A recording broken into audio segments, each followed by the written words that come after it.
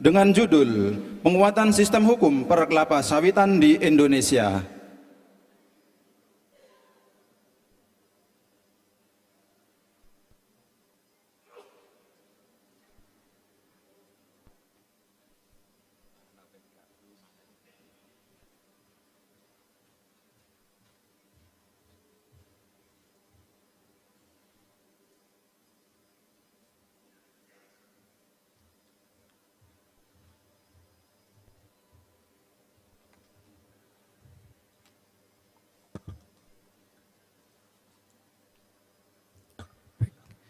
Bismillahirrahmanirrahim.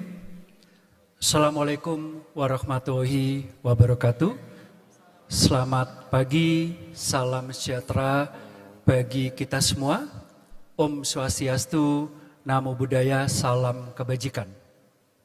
Yang saya hormati Bapak Rektor Universitas Jember beserta jajaran, Ketua Senat dan Sekretaris Senat, serta para anggota Senat Universitas Jember, para guru besar, dosen, kolega, mahasiswa, hadirin dan tamu undangan yang saya muliakan, khususnya kepada yang saya hormati dan saya banggakan, Bapak Menteri Usaha Mikro, Kecil, dan Menengah, Maman Abdurrahman ST. Terima kasih, Bapak. Yang kedua, juga secara khusus kami sampaikan rasa hormat dan bangga, serta terima kasih kepada Yang Mulia Wakil Ketua Mahkamah Agung Soeharto Esa MHub. Terima kasih, Bapak. Baik. Izinkan saya membuka pidato pengukuhan ini dengan sebuah renungan bahwa hukum tidak semata-mata berfungsi sebagai alat kontrol sosial, tetapi juga sebagai medium rekayasa sosial, atau sering disebut dengan law as a tool of social engineering. Dalam konteks inilah saya memandang bahwa subsektor perkelapa sawitan Indonesia yang merupakan tumpuan perekonomian nasional dan lokomotif pembangunan pedesaan membutuhkan suatu penguatan sistem hukum yang lebih terstruktur, menyeluruh, dan berkelanjutan.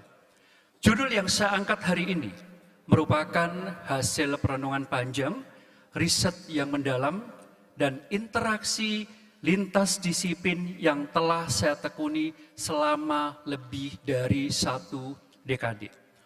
Penguatan sistem hukum perkelapa sawitan bukan sekedar kebutuhan normatif, tetapi juga merupakan langkah strategis untuk menata ulang hubungan antara negara, pasar, dan rakyat dalam konteks keadilan sosial, ekologis, dan ekonomi.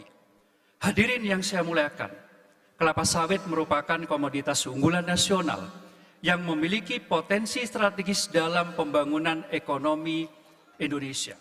Namun, di balik pencapaian tersebut, tidak serta-merta mencerminkan kekuatan struktural yang mana masih tersembunyi persoalan laten seperti ketimpangan distribusi manfaat, isu deforestasi, konflik agraria, dan marginalisasi pekebun swadaya. Ini merupakan sebuah ironi kebijakan pembangunan yang harus kita akui dan koreksi melalui instrumen hukum yang lebih berpihak pada prinsip keadilan sosial, ekologis, dan ekonomi yang mengarah pada keberlanjutan. Menurut hemat saya, akar persoalan ini tidak semata-mata bersumber dari dinamika pasar atau kelalaian teknis, melainkan terletak pada ketiadaan kepastian hukum yang menyeluruh dalam pengelolaan sektor perkelapa sawitan. Ketika regulasi hadir secara terpisah, sektoral, dan tidak terkoordinasi, maka keadilan dan keberlanjutan hanya menjadi arok jargon yang tidak berdaya di hadapan realitas struktural. Dari sinilah kita perlu menelaah lebih dalam terkait dengan sistem hukum yang membingkai subsektor perkelapa sawitan sebagaimana akan saya uraikan sebagai berikut. Hadirin yang saya muliakan, jika kita menelaah lebih dalam struktur hukum yang membingkai sektor perkelapa sawitan, kita akan menemukan suatu benang merah persoalan yang amat krusial, antara lain disharmonisasi regulasi. Di satu sisi kita memiliki regulasi di bidang kehutanan, agraria, lingkungan hidup, hingga perdagangan internasional. Namun, di sisi lain tidak ada satupun regulasi induk yang secara komprehensif dan integratif menyatukan keseluruhan aspek tata kelola sawit dari hulu sampai dengan hilir. Akibatnya, muncul apa yang kita sebut sebagai regulasi tumpang tindih, baik secara substantif maupun secara kelembagaan. Kondisi ini tidak hanya menciptakan ambiguitas hukum, tetapi juga melahirkan kepastian hukum, ketidakpastian hukum yang menjadi momok utama bagi pelaku usaha dan stakeholder kelapa sawit nasional. Ketika norma tidak sinkron, implementasi di lapangan menjadi bias, dan penegakan hukum pun tidak konsisten. Celah inilah yang kemudian membuka ruang bagi praktek-praktek penyimpangan, baik yang bersifat administratif, politis, maupun struktural. Dalam situasi seperti ini, tentu hukum tidak boleh hanya sebagai alat kontrol atau sekadar penjaga status quo. Kita harus mengembalikan peran hukum sebagai law as a tool of social engineering, sebagaimana dikemukakan oleh Roscoe Pound.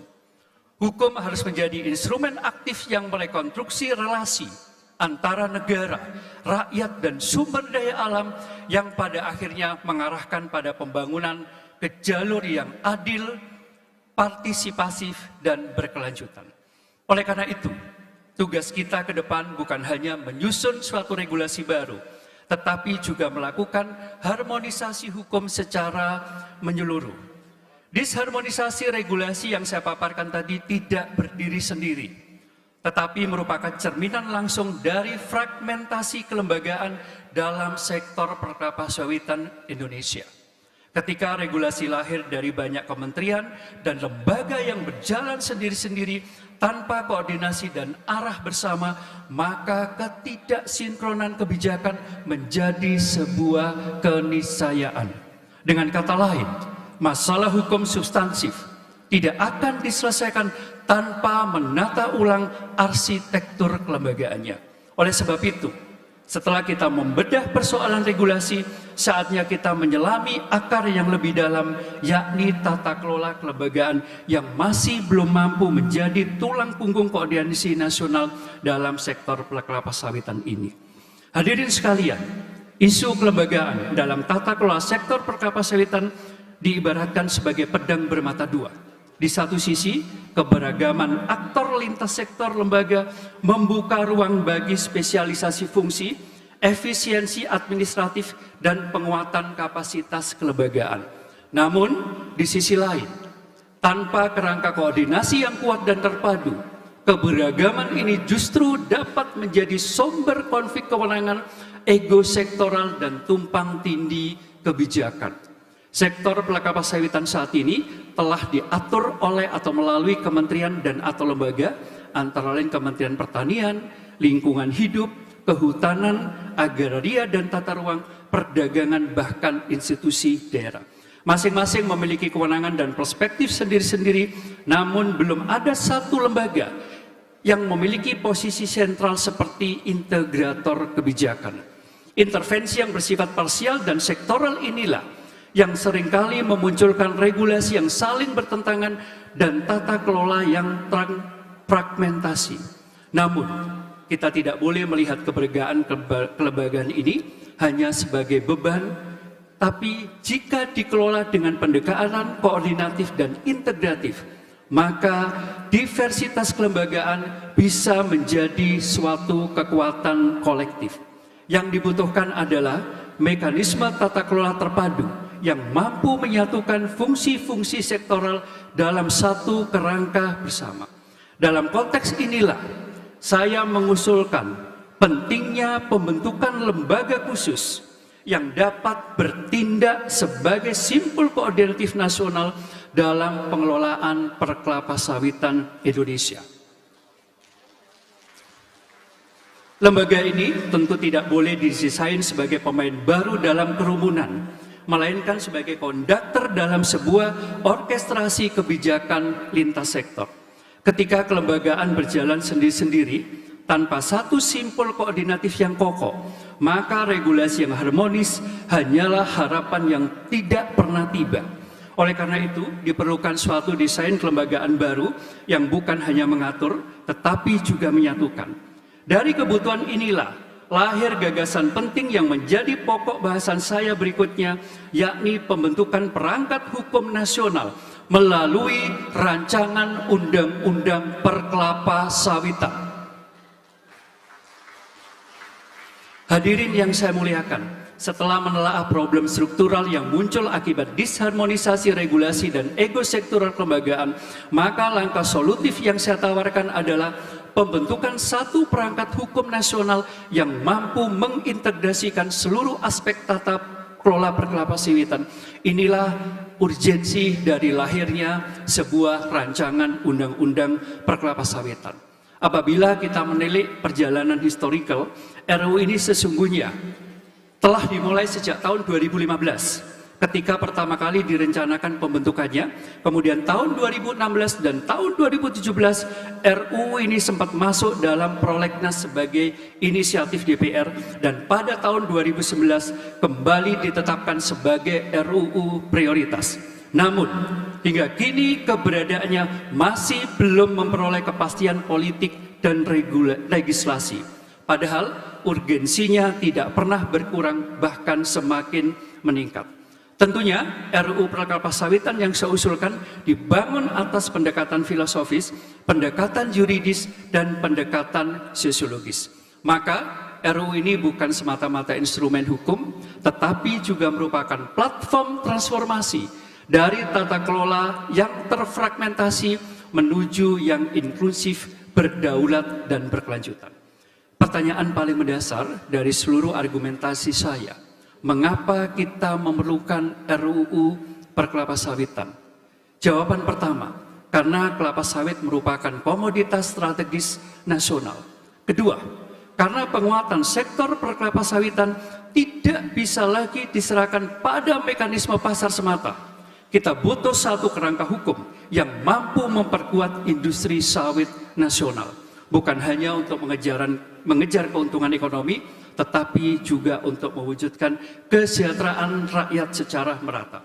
RUU ini tentu menjadi alat untuk mempertegas posisi Indonesia, tidak hanya sebagai produsen terbesar, tetapi juga sebagai pemilik narasi yang mampu menyatakan bahwa pengelolaan perkelapa sawitan kita tunduk pada prinsip berkelanjutan yang sesuai dengan konteks sosiologi dan historis bangsa Indonesia.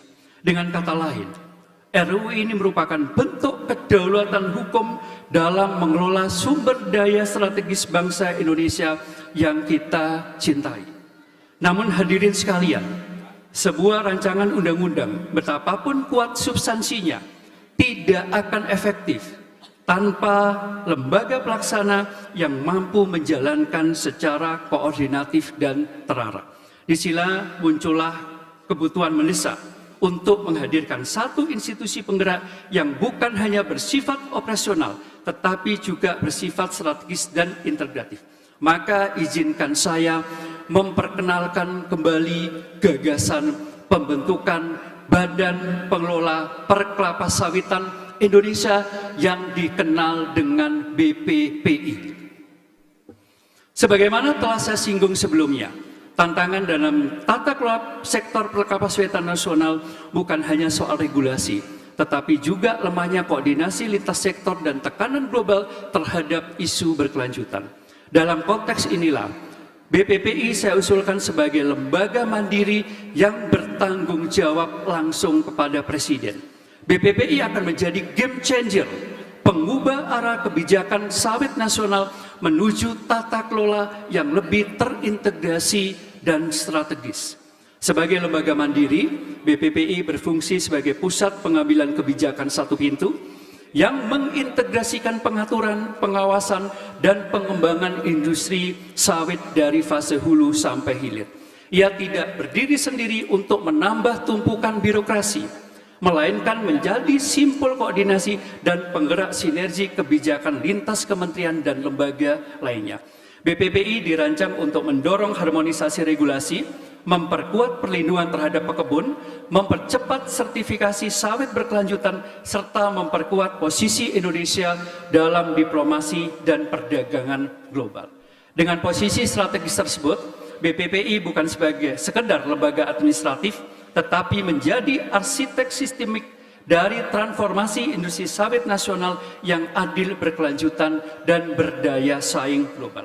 Hadirin yang saya hormati, setiap gagasan yang saya sampaikan hari ini bukanlah hasil dari kerja sesaat atau sekedar respon dari wacana yang berkembang.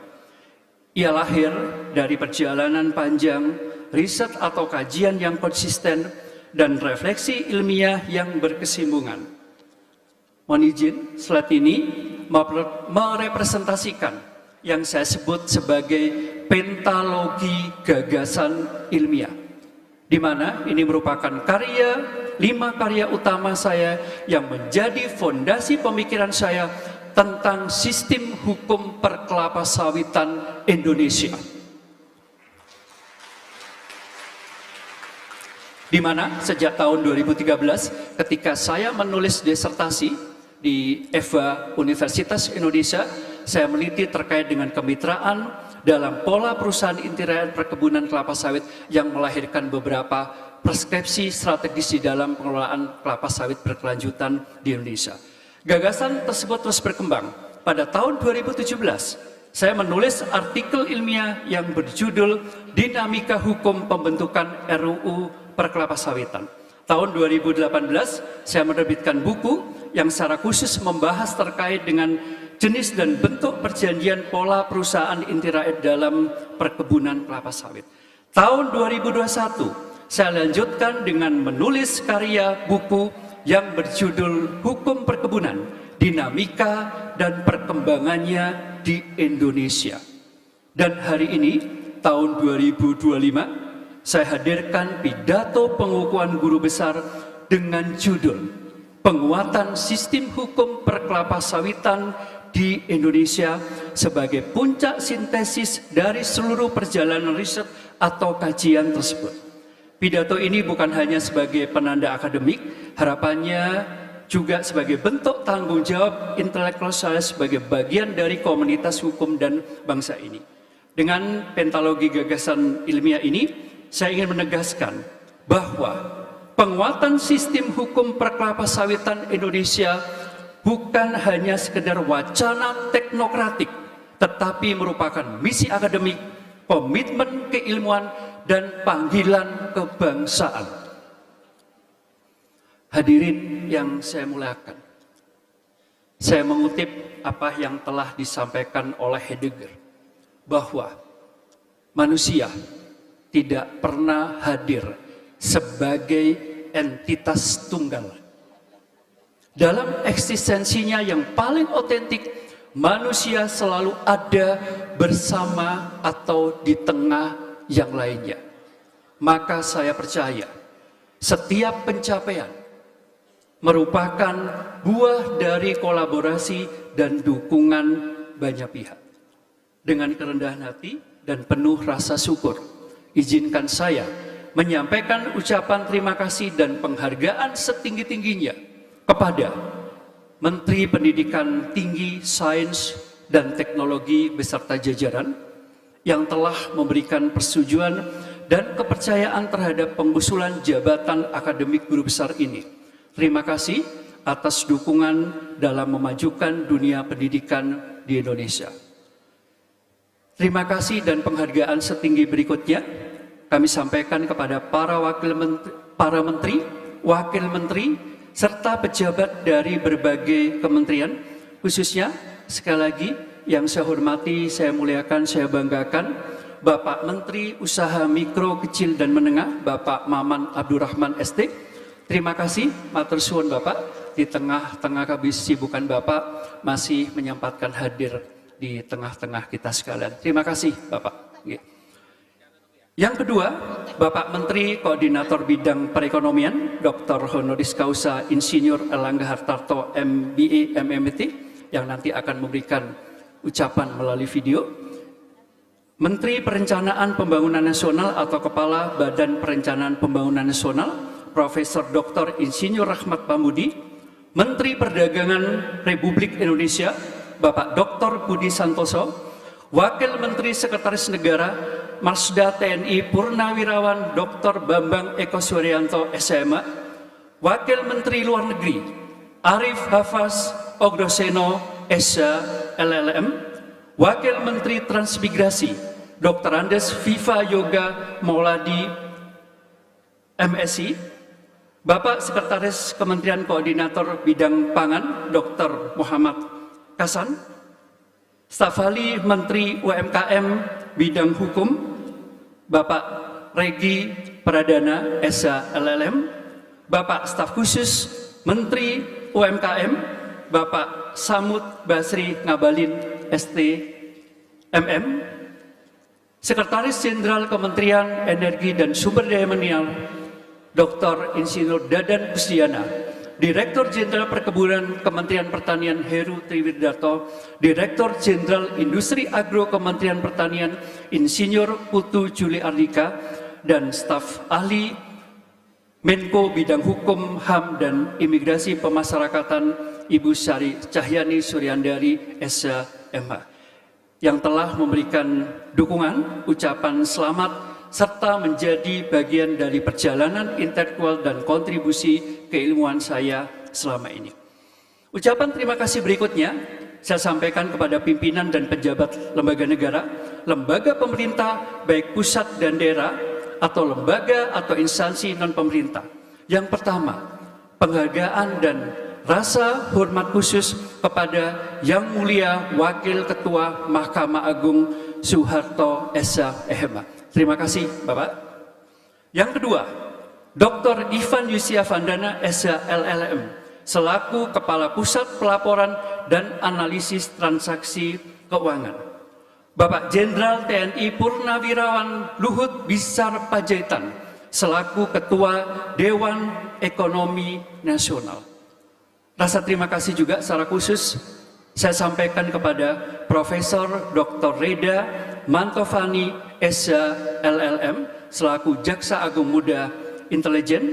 Kemudian terima kasih juga kepada Profesor Honoris Causa Dr. Raden Narendra Jatna, SH.LLM, selaku Jaksa Agung Muda Perdata dan Tata Usaha Negara.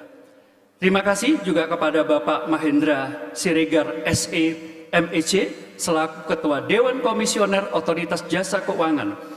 Bapak Dr. Insinyur M. Fansrullah Asa MT, selaku Ketua Komisi Pengawas Persaingan Usaha. Bapak Dr. Mufti Mubarak, selaku Ketua Badan Perlindungan Konsumen Nasional Republik Indonesia. Duta Besar Republik Indonesia untuk Belgia, Luxembourg, dan Uni Eropa, Dr. Andri Hadi, SH.LLM.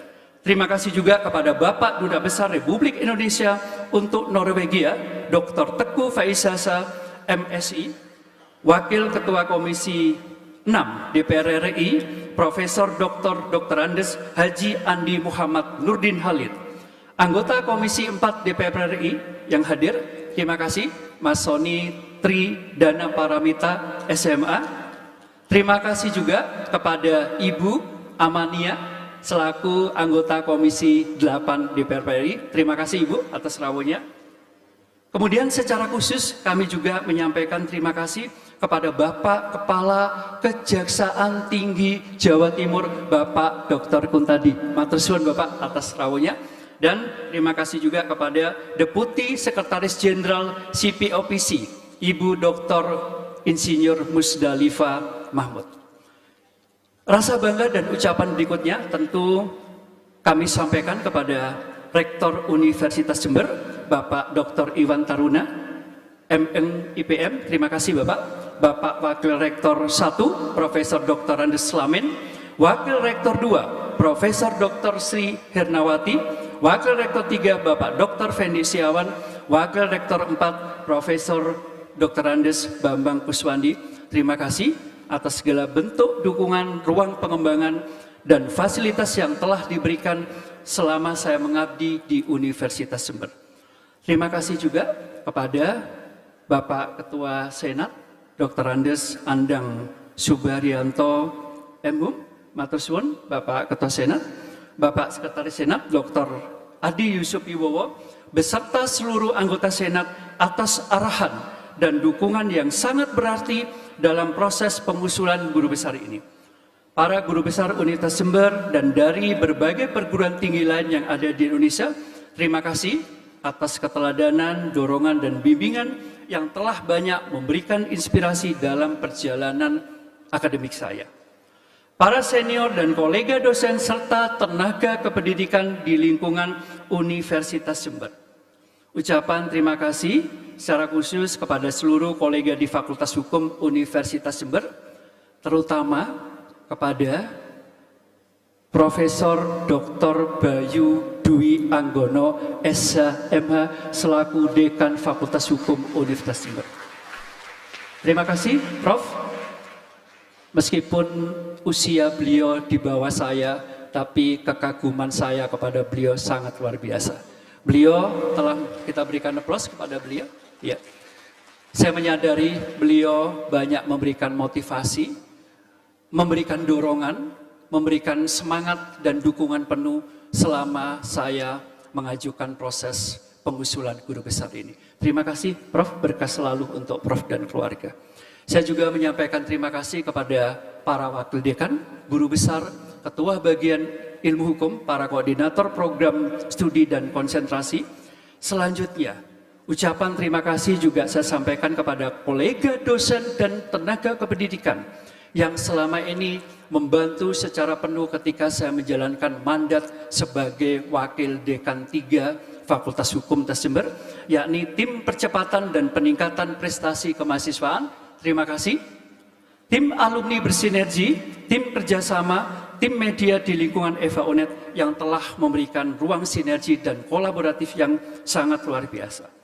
Ucapan terima kasih berikutnya kepada para dosen yang telah mendidik saya sejak pendidikan dasar hingga perguruan tinggi. Terima kasih khususnya kepada almarhum Profesor Herman Raja Guguk, SH LLM PhD. Beliau mengantarkan saya secara penuh dan tulus dengan memberikan bimbingan tesis ketika saya menjalankan prodi S2 Ilmu Hukum di Universitas Indonesia. Beliau juga membimbing secara penuh dalam penyelesaian disertasi saya ketika menjalankan studi S3 di FAUI. Berikutnya juga terima kasih kepada Ibu Profesor Dr. Rosa Agustina SMA yang telah membimbing saya dalam perjalanan studi doktor. Secara khusus saya juga mengucapkan terima kasih kepada keluarga alumni Universitas Jember atau KUJ, khususnya Komisariat Fakultas Hukum. Saya ucapkan terima kasih kepada Ketua Komisariat Dr. Ivan Yustia Vandana SH LLM beserta jajaran. Terima kasih atas sinergi dukungannya dalam pengembangan kelembagaan serta jaringan keilmuan dan profesi.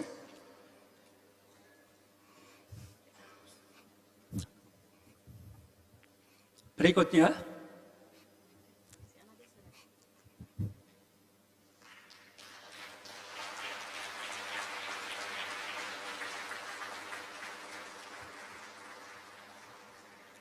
terima kasih kepada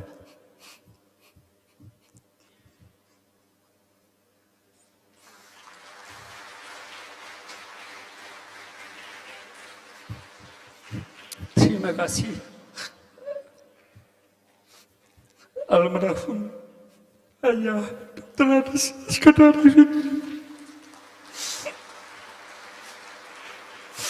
dan terima kasih kepada almarhumah Ibu Gama Salma yang telah menjadi sumber cinta, doa dan nilai-nilai kehidupan yang membentuk saya hingga hari ini. Terima kasih almarhum ayah dan almarhum ibu. Juga kepada kakak saya, Mas Erwin Agustinus, saudara kembar saya, Mas Mansa, adik, Ibu Mulyati, saudara ipar, seluruh keponakan, terima kasih, dan keluarga besar lainnya yang selalu memberikan semangat dan perhatian kepada saya. Terima kasih juga kepada Bapak Insinyur Ahmad Manggabarani, MM, sebagai Begawan Perkebunan. Beliau merupakan Bapak sekaligus guru saya dalam dunia praktisi, khususnya perkelapa sawitan. Dari beliau saya banyak belajar tentang esensi kepemimpinan, tanggung jawab, dan cara memanai karir dan kehidupan. Pesan beliau yang selalu saya ingat. Ermanto, kerjakan semua tugas yang telah diberikan dengan sebaik mungkin dan jangan melihat apa imbalan yang akan diberikan pada saat itu. Karena hasilnya nanti akan mengikuti pada kemudian hari. Terima kasih Bapak atas semua bimbingan dan kepercayaan yang tidak ternilai selama ini. Kemudian saya juga mengucapkan rasa hormat dan terima kasih kepada keluarga besar sawit atau perkelapa sawitan di Indonesia, antara lain Profesor Dr. Bungaran Saragi yang secara khusus memperkenalkan saya terkait dengan kelapa sawit melalui konsep PIR. Kemudian secara khusus juga kepada Profesor Dr. Insinyur Bayu Krisnamurti MS yang telah memberikan inspirasi dan pemahaman mendalam tentang dunia sawit dan pernah menyampaikan pesan penting kepada saya. Ermanto, kalau you tidak mau kalah dengan Pak Ahmad Manggabarani, kamu tidak boleh berbicara perkebunan secara khusus, tetapi harus berbicara perkebunan dari aspek hukum. Kemudian Bapak Insinyur Ahmad Manggabarani sekali lagi selaku Dewan Pakar, kemudian Bapak-bapak dari Gabungan Pengusaha Kelapa Sawit Indonesia, ada Bapak Jufri Jibaruni, Joko Suprianto, Joko Supriyono, Edi Martono, Direm Bangun, Saat Sinaga, dan Pak Gulat Manurum. Juga kepada seluruh kolega dan tokoh sawit lainnya yang tidak dapat saya sebutkan satu persatu. Terima kasih atas kontribusinya dalam memperluas cakrawala pemahaman saya terhadap sektor strategis ini.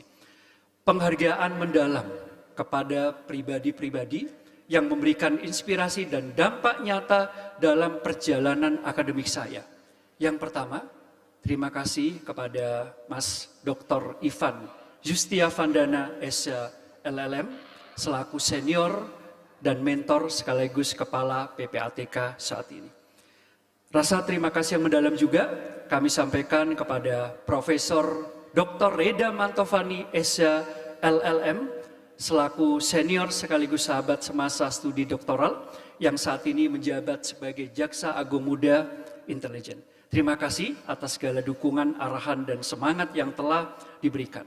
Juga terima kasih kepada mitra strategis saya di dalam perjalanan akademik dan akademik selama ini, Saudara Viko Taniadi SH, yang merupakan alumni Eva UNED yang saat ini menempuh studi di Master of Law di Monash University. Kemudian kolega dan mitra institusi, saya ucapkan terima kasih kepada keluarga besar yang ada di Badan Perlindungan Konsumen Nasional Republik Indonesia. Kemudian kolega, ya terima kasih. Kolega yang ada di Komisi Pengawas Persaingan Usaha, ada Ibu Igin, ada Pak Rafiq dan Pak Risa. Terima kasih atas kehadirannya. Terima kasih juga kolega yang tergabung di dalam Asosiasi Petani Kelapa Sawit Indonesia, Bang Gulat Manurum dan Bang Reno. Terima kasih. Ya. Kemudian rekan-rekan yang ada di Universitas Indonesia, Universitas Tarumanegara, dan Universitas Bina Nusantara. Terima kasih juga kolega yang ada di PT Asuransi Jasa Tania Tbk, keluarga yang tergabung di dalam Gedung Gerhabun, antara lain di Forum Pengembangan Perkebunan Strategis Berkelanjutan, PT SIB dan Hortus Archipelago. Yayasan Kehati, Lembaga Ecolabel Indonesia. Terima kasih juga kepada kolega atau rekan-rekan yang tergabung di dalam Majelis Pengawas Daerah Notaris Jember dan Bondowoso, Terima kasih juga kepada Bapak Ibu yang tergabung di dalam Ikatan Notaris Indonesia, baik di tingkat pusat, di tingkat wilayah Jawa Timur, ataupun di tingkat Kabupaten Jember dan Bondowoso, serta sekaligus IPAT baik di tingkat pusat, wilayah, ataupun Kabupaten Jember dan Bondowoso. Rasa terima kasih tentunya juga kami sampaikan kepada panitia pengukuhan yang telah secara penuh mempersiapkan acara ini dengan kerja keras, dedikasi, dan profesionalisme. Semoga semua jeripaya Bapak Ibu dan rekan-rekan panitia menjadi amal kebaikan yang dilipat gandakan balasannya. Para tamu undangan dan rekan media yang telah hadir berbagi doa dan turut menyebarkan semangat kebaikan dalam momen penting ini. Kehadiran Bapak Ibu Saudara sekalian merupakan kehormatan dan kebahagiaan tersendiri bagi saya dan keluarga. Jika ada nama atau pihak yang belum saya sebutkan, satu persatu sekali lagi saya dengan rasa hormat menyampaikan permohonan maaf yang sebesar-besarnya. Doa dan dukungan dari Bapak Ibu Saudara sekalian tetap saya rasakan dan syukuri sepenuh hati. Hadirin yang saya muliakan, sampailah kita pada penghujung pidato saya pada hari yang penuh makna ini. Sebagai penutup, izinkan saya menyampaikan satu pesan utama yang menjadi inti dari seluruh gagasan yang telah saya sampaikan. Kelapa sawit Indonesia telah menebarkan benih dan manfaat bagi masyarakat Indonesia dan dunia, sehingga perlu didukung dengan sistem hukum perkelapa sawitan yang kuat dan berkeadilan. Semoga amanah jabatan ini menjadi jalan pengabdian yang membawa manfaat bagi ilmu pengetahuan, institusi, masyarakat, bangsa, dan negara. Saya memohon doa agar saya mampu menjalankan tanggung jawab ini dengan sebaik-baiknya. Demikian yang dapat saya sampaikan. Semoga pidato ini bukan hanya menjadi bagian tradisi akademik, tetapi juga menjadi kontribusi nyata bagi kemajuan hukum nasional kita. Saya ucapkan sekali lagi terima kasih. Wassalamualaikum warahmatullahi wabarakatuh. Selamat pagi, salam sejahtera bagi kita semua. Om Swastiastu, Namo Buddhaya, salam kebajikan. Kami persilakan kepada keluarga profesor yang digunakan untuk maju menyerahkan buket bunga. Dan disilakan kepada profesor yang telah digunakan untuk menyambut dan menerima pemberian buket bunga dari keluarga tercinta.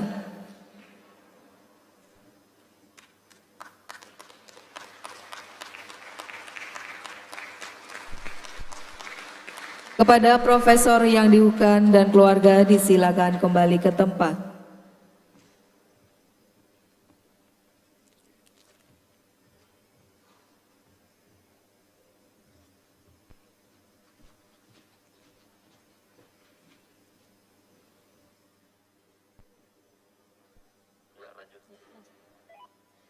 Hadirin yang berbahagia, mari kita saksikan bersama penayangan video perjalanan hidup Profesor. Mari kita berikan tepuk tangan yang meriah dan selamat menyaksikan.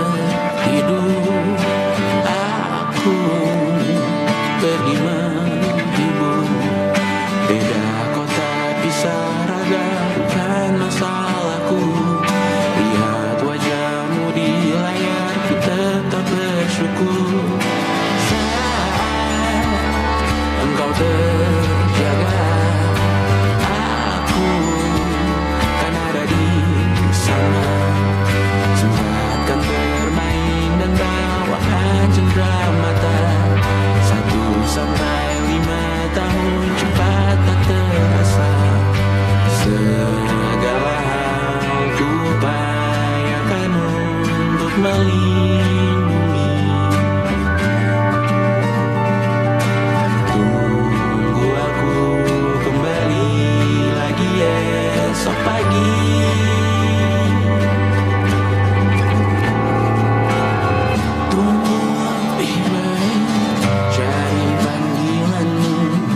jadi lebih baik dibanding diriku. Untuk sementara ini aku mengembara jauh. Saat dewasa kau kan mengerti.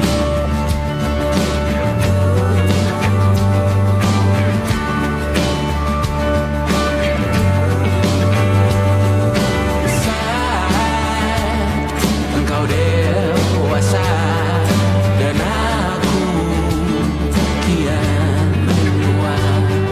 Jika aku berpulang lebih awal tidak apa, berjumpa lagi di sana aku tetap sama. Saat engkau teringat tentang kita mana maaf atas perjalanan tidak sempurna, namun percayalah untukmu ku jual dunia. Segala hal ku bayarkan untuk melindungi. Tunggu aku kembali lagi esok pagi.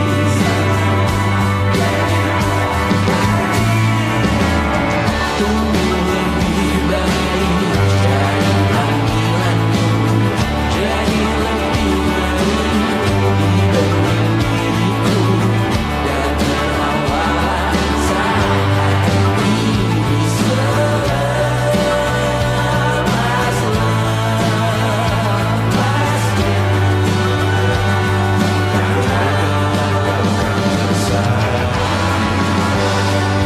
aku tahu kamu hebat, namun selamanya diriku pasti berkuda. Untuk selalu jauhkanku dari dunia yang jahat. Ini sumpahku padamu untuk biarkanmu jadi panggilanmu, jadi lebih baik dibanding diriku. Untuk sementara kita tertawakan berbagai hal yang lucu dan lain.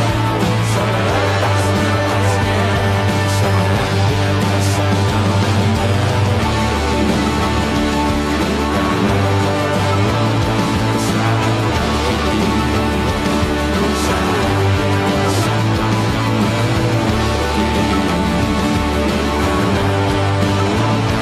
sakiti.